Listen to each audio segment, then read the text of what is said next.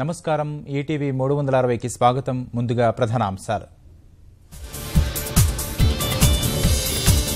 ఉత్తర తమిళనాడు తీరం దిశగా వరద తుపాను పయనం. చెన్నైకి చేరువగా రేపు మధ్యాహ్నం తీరం దాటే అవకాశం.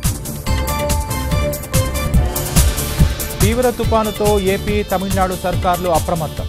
ముందస్తు చర్యల్లో భాగంగా ఎన్డీఆర్ఎఫ్ బృందాలు సిద్ధం. నానక్రామ్గూడ భవనం కూలిన ఘటనలో కేసులు. యజమాని సహా 4గురిపై నమోదు.